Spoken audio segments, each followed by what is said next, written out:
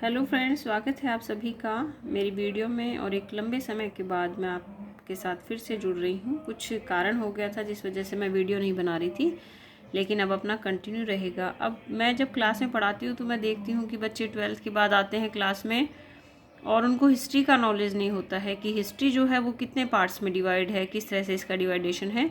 तो आज मेरी जो स्टार्ट है वापस से वीडियो की, वो इसी वीडियो से होगी कि सबसे पहले मैं ये बताऊं आप लोगों को कि हिस्ट्री को हम कैसे डिवाइड करते हैं।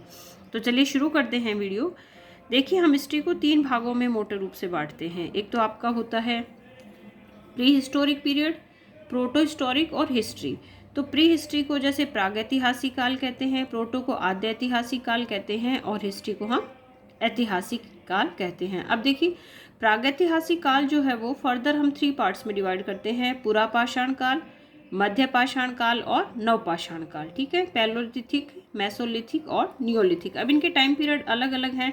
अब पुरापाषाण जो है इसको फर्दर हम अलग पार्ट में डिवाइड करते हैं। इसका जो टाइम पीरियड है हमारा वो 25 लाख से और 9000 ईसा पूर्व का टाइम रहेगा। इसको हम 3 भागों में बांटेंगे: पूर्व पुरापाषाण, मध्य पुरापाषाण और उत्तर पुरापाषाण। इनका तीनों का टाइम भी अलग अलग रहेगा।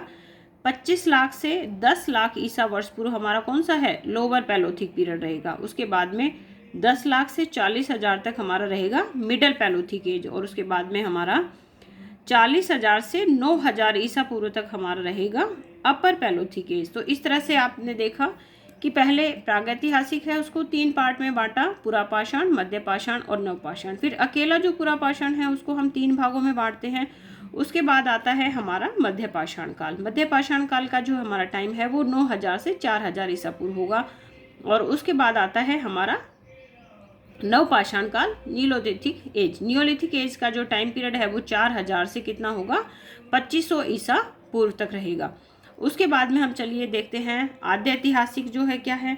तो आद्य ऐतिहासिक काल में जो है वो टाइम पीरियड है जहाँ पे साहित्य जो है लिखा जाने लगा था, लेकिन हम जो है उसको पढ़ नहीं पा रहे हैं, समझ नहीं पा रहे हैं, ऐसा हम इसके बारे में बोल सकते हैं। तो इसको फर्दर 2 पार्ट्स में डिवाइड करेंगे: इंडस सिविलाइजेशन और वैदिक एज। ठीक है, आप सब जानते हैं इसके बारे में। तो सिंधु घाटी सभ्यता का जो टाइम पीरियड है वो 2350 से लेके 1500 ईस्वी तक है, ईसा पूर्व तक है। और वैदिक टाइम पीरियड जो था वो 1500 से 600 ईसा पूर्व तक था। फिर वैदिक को हम फिर 2 भागों में बांटते हैं, अपना ऋग्वैदिक काल और उत्तर वैदिक काल। ऋग्वैदिक जो है वो हमारा 1500 ईसा पूर्व से लेके 1000 ईसा पूर्व तक रहेगा। और उत्तर वैदिक काल जो है वो हमारा 1000 से 600 ईसा पूर्व तक रहेगा। ठीक है, यहाँ पे जो सबसे मेन जो चीज़ आई थी वो थी लोहे की खोज। उसके बाद में फिर आप देखते हैं कि 16 महाजनपद का टाइम आता है। तो यहाँ लोहे की खोज होने के बाद एक बहुत बड़ा क्रांतिकारी परिवर्तन आता है। उसके बाद में जो है इतिहास की शुरुआत होती है। फिर नेक्स्ट है हमारा इतिहास। ठीक है, ऐतिहासिक काल या इतिहास। इसको हम 3 भागों में बांटते हैं: प्राचीन भारत, ठीक है, जिसमें हम पढ़ते हैं 600 ईस्वी पूर्व से 712।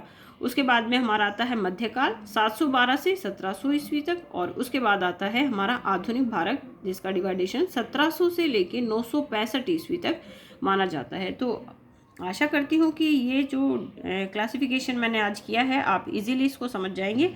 और इसके अगले पीरियड वीडियो में भी मैं आपको जो है हिस्ट्री का ही डिवाइडेशन बताऊंगी। और आपको मैटर पसंद आया, चीज़ें समझ में आई हैं, तो मेरी वीडियो को लाइक करें, चैनल को सब्सक्राइब करें। धन्यवाद।